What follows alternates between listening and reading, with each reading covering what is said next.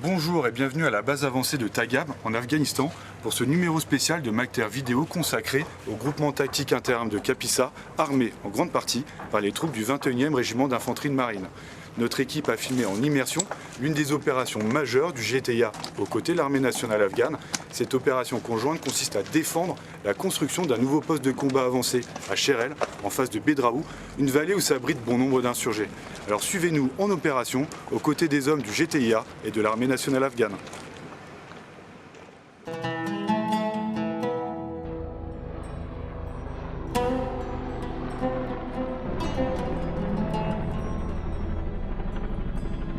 La brigade Lafayette est à la tête de 2500 hommes.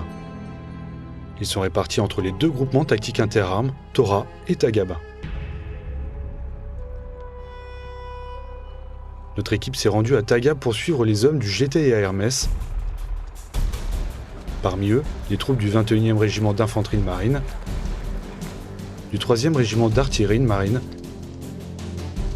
les légionnaires du 1er régiment étranger de génie et du 1er régiment étranger de cavalerie. Ensemble, ils sont chargés d'apporter la sécurité dans la province de Kapisa. Ils concentrent leurs efforts dans les vallées d'Afghania, Al-Asai ou encore Bedraou. À Bedraou, les troupes de marine ont perdu deux des leurs, le capitaine Lorenzo Messa Salma et le caporal-chef Jean-Nicolas Panetzik. Alors, pour cette nouvelle opération, les hommes du GTIA Hermès sont déterminés et tous leurs moyens seront mobilisés. Leur objectif, permettre la construction d'un nouveau poste de combat avancé pour l'armée afghane face à la vallée de Bedraou.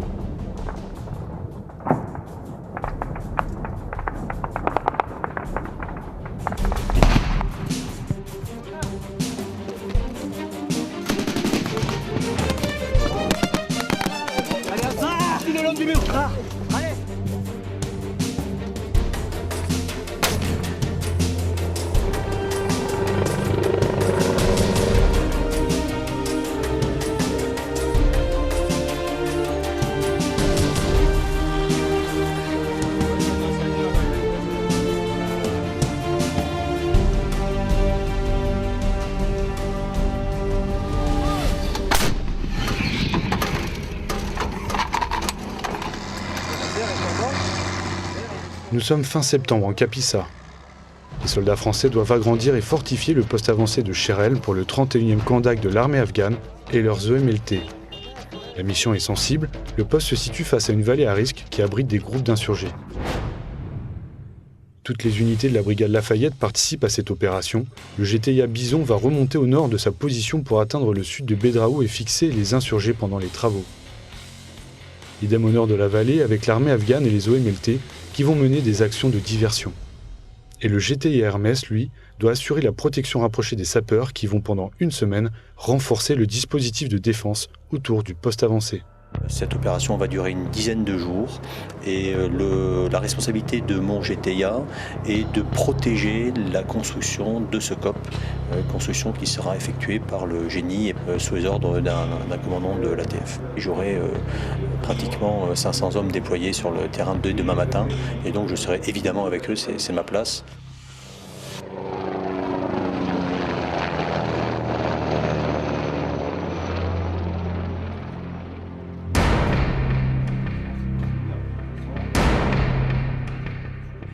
Une telle opération se prépare avec minutie. Tous les cadres sont rassemblés ici en salle de réunion. Ils simulent toute l'action de leurs unités pour se coordonner et ne rien laisser au hasard.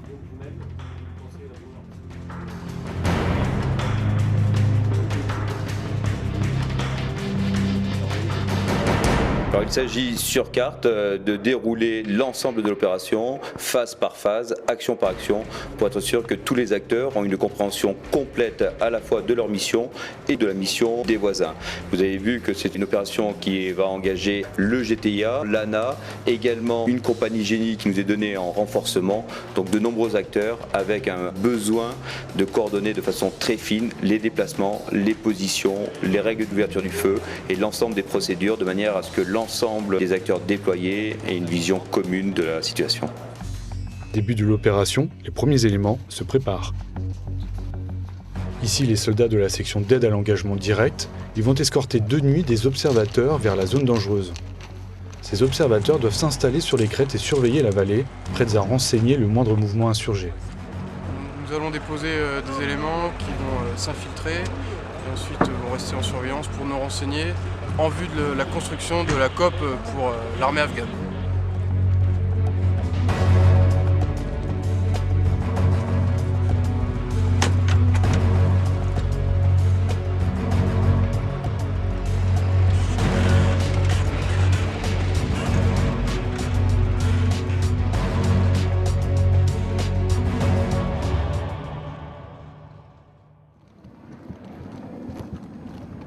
Au lever du jour, les sapeurs légionnaires arrivent les premiers sur la zone des travaux.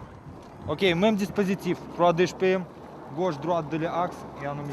Ils vont passer tout le secteur au peigne fin pour vérifier qu'aucun piège explosif n'a été posé.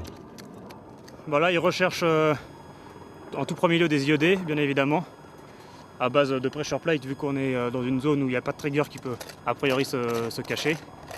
Ensuite, vu qu'avant la COP a été utilisée, elle a peut-être également été piégée depuis qu'on l'a quittée.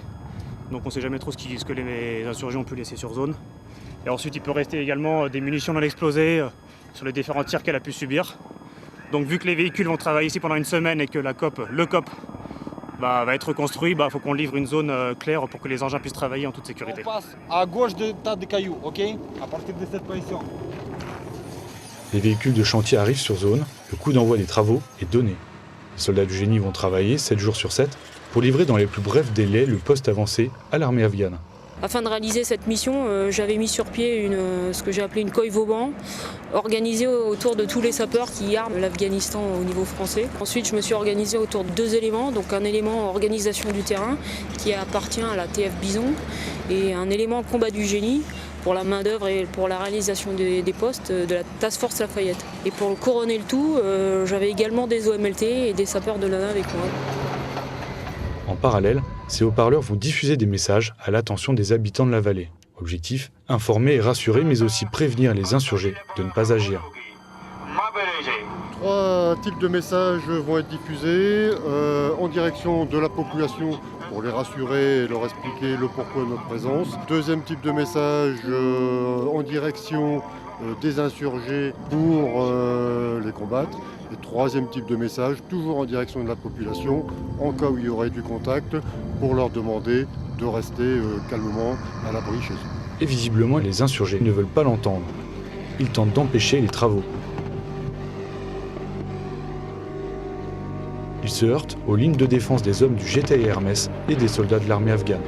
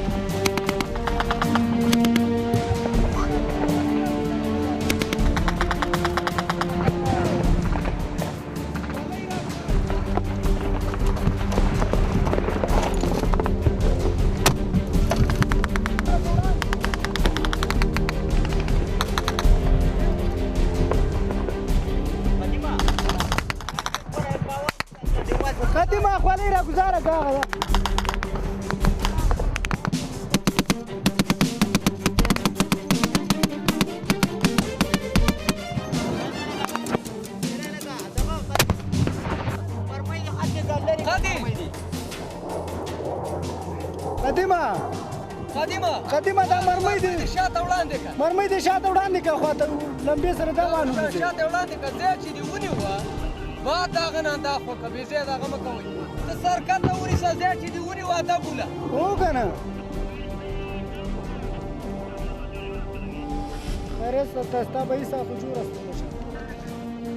Au nord de Bedraoul, la compagnie rapace du GTI Hermès mène des patrouilles de diversion pour attirer les insurgés.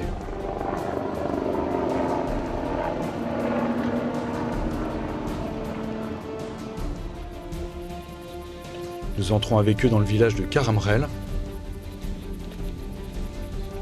Les ruelles sont étroites, La visibilité est mauvaise, surtout l'été. C'est bien tout le problème de ces villages, le danger peut surgir de partout.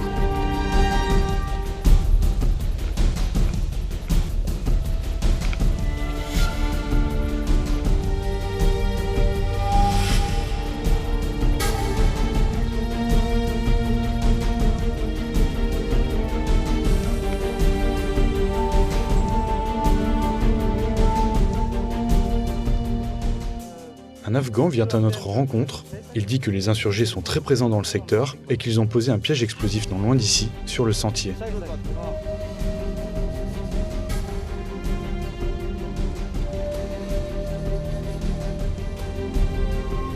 C'est ici qu'on a découvert l'IED et actuellement les insurgés sont en train d'arriver depuis l'Est. On a eu le renseignement par les tigres, comme quoi il y avait du monde qui arrivait déjà il y a un quart d'heure, 20 minutes. La population s'est déjà exfiltrée il y a plus d'1 heure. Donc les femmes, les enfants, les voitures sont venues le récupérer, donc on savait que qu'ils allaient arriver. C'est pour ça que notre dispositif compagnie fait effort essentiellement face à l'Est. Les experts en déminage arrivent en renfort, ils découvrent le piège et se mettent vite au travail.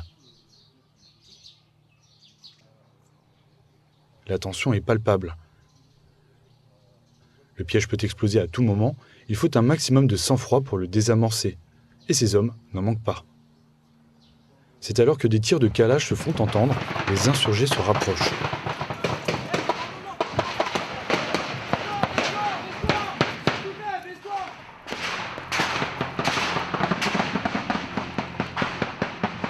Cela détourne à peine l'attention des démineurs, ils restent concentrés sur leur travail. Pas question de laisser le piège, ils pourraient aussi tuer des civils, dont des enfants. Les légionnaires experts en déminage parviennent à neutraliser le piège. Ça c'est le récepteur. Et ça c'est le boîtier de piles. C'est 8 piles en fait. Tous les composants seront déposés au laboratoire pour analyse. Les troupes vont pouvoir se désengager, mais c'est souvent le moment que les insurgés attendent pour frapper.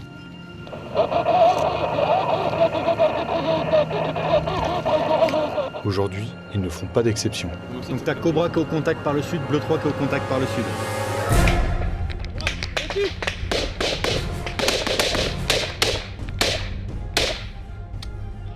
Je suis blessé à la jambe. Va traverser, c'est bon. Tu veux marcher? Bon, ok, on y va.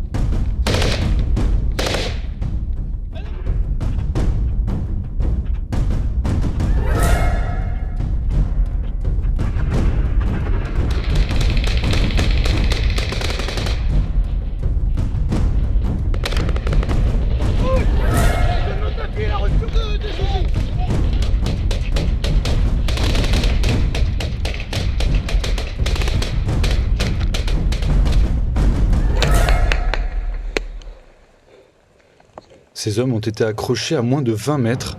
Des éclats de balles ennemies ont touché la jambe de l'un d'eux. Ils parviennent à évacuer le blessé.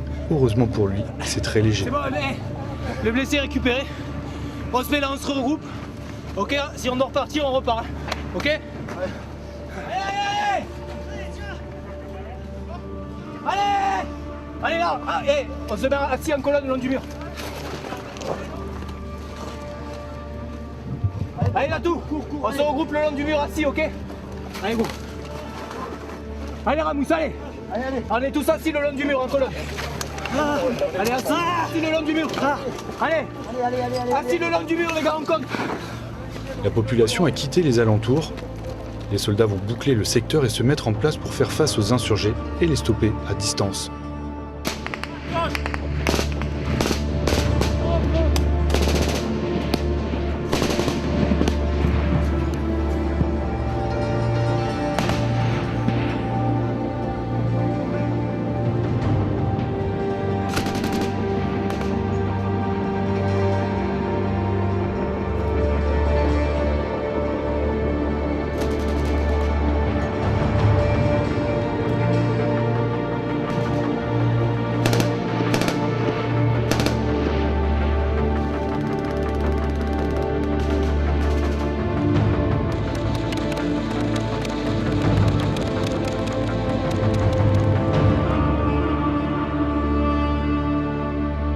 Les insurgés fixés les appuient et se chargent du reste.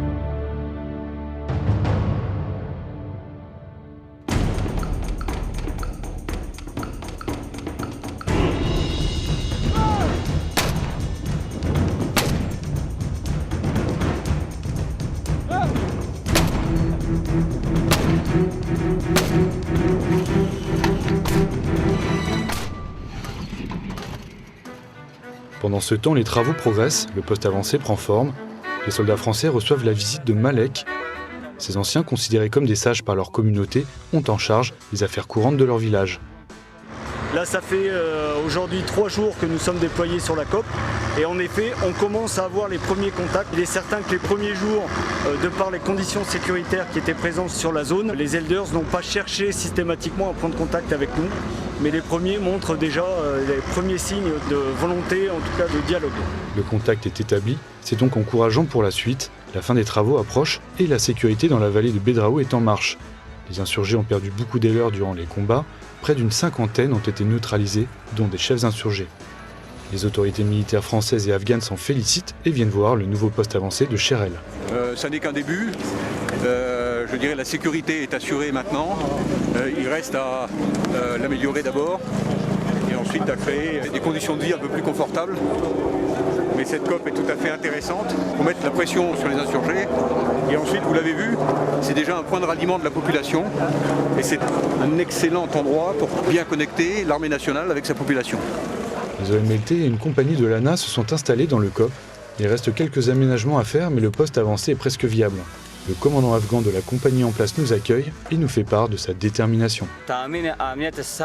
Nous avons construit ensemble ce poste avancé. Durant la première phase des travaux, nous avons été pris à partie par les insurgés, mais nous avons riposté avec efficacité, montrant notre détermination. La population est ensuite venue nous voir.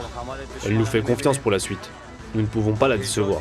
Nous allons donc, depuis ce poste, continuer à montrer cette détermination aux insurgés pour apporter sécurité et développement à la population. Le poste avancé de Cherel fait maintenant face à la vallée de Bedraou. L'armée afghane va pouvoir mener des patrouilles dans le secteur et sur cet axe qui mène vers Kaboul, car l'enjeu est bien là, sécuriser la région pour permettre au développement d'arriver jusqu'ici en Kapisa, province très escarpée de l'Afghanistan. Les hommes du GT et Hermès ont terminé leur mission le 21 novembre. Ils ont été relevés par les troupes du 7e bataillon de chasseurs alpins.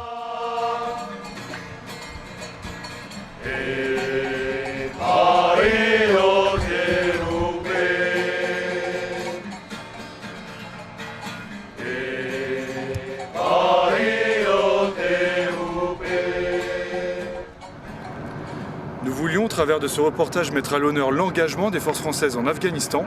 Merci au 21e RIMA de nous avoir accueillis. Merci à vous de nous avoir suivis.